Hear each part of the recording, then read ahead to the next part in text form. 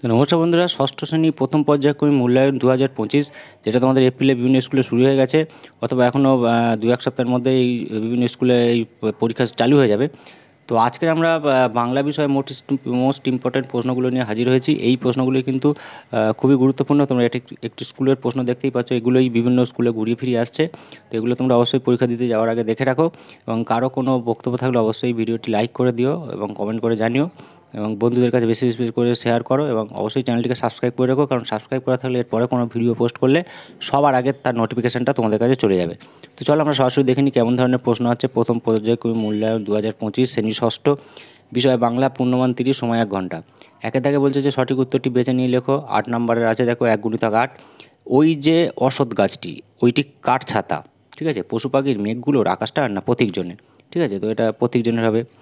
1-2 বলছে যে Reuben Castang সাহেব ছিলেন কে? খেলোয়াড়, পশুপ্রেমী, গায়ক না নায়ক? পশুপ্রেমী ছিলেন। শুরু হয়ে গেল, কি শুরু হলো? বন্ধুত্ব, শত্রুতা, আত্মীয়তা না ঝগড়া? ঠিক আছে, কী শুরু হয়ে গেল সেটা লিখতে হবে।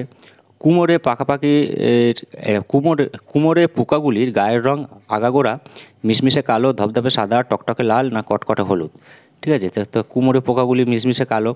1-5 বলছে তপবন শব্দের সন্ধি বিচ্ছেদ করো। তপঃ যুক্ত বন, তপঃ যুক্ত বন, তপঃ যুক্ত বন, তপযুক্ত বন। ঠিক আছে, যেটা সঠিক হবে সেটা তোমাদের লিখতে হবে। 1-6 বলছে অন্ন, আকার দন্তের 9 ঠিক আছে। অন্ন শব্দটির ব্যুৎপত্তিগত অর্থ অনুসারে কোনটি ঠিক? ডাল, ভাত, যে কোনো খাদ্যবস্তু না চাল?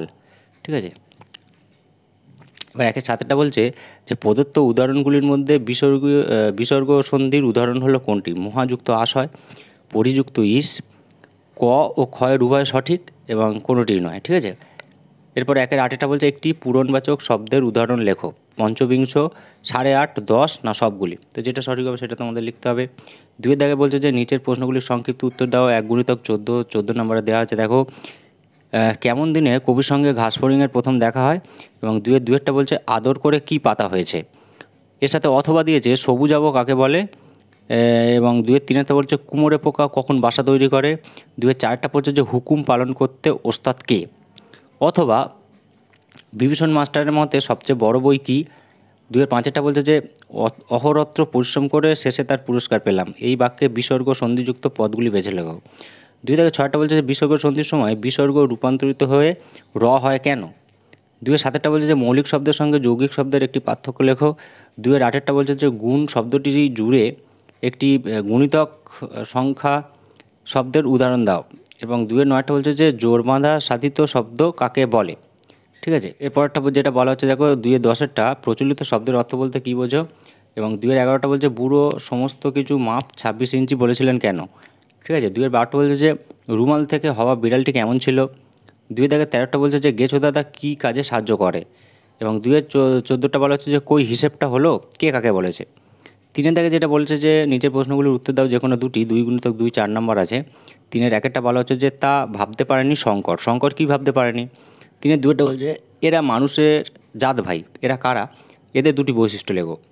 3-3 বলা হচ্ছে আমি পশুর ভাষা বেশ বুঝি। পশুর ভাষা বোঝার জন্য কী সুবিধা হয়েছে? 4 বলছে যে নিচের প্রশ্নগুলির উত্তর দাও যে কোনো দুটি। 4-1 বলছে তপ্ত পাহাড়ে বেদনায় বুক ভরে। কার বেদনা? এই বেদনার কারণ কী? এবং 4-2 বলছে যে খোলের মধ্যে বোঝাই করে। কিসের খোল? খোলের মধ্যে কী বোঝাই করে? 4-3 বলছে যে মাছরাঙার গায়ে কখন কী পড়ে? তো এই ধরনের প্রশ্নগুলো কিন্তু বিভিন্ন স্কুলে ঘুরিয়ে ফিরিয়ে করছে, তোমরা এগুলো অবশ্যই দেখে রেখো। আবারও বলছি চ্যানেলটিকে সাবস্ক্রাইব করে রেখো, তাহলে পরের ভিডিওটি পেয়ে যাবে। আমরা পরের ভিডিও নিয়ে চলে আসবো বিভিন্ন বিষয়ে। সবাই খুব ভালোভাবে পরীক্ষা দাও। ভিডিওটি শেষ করলাম, ধন্যবাদ।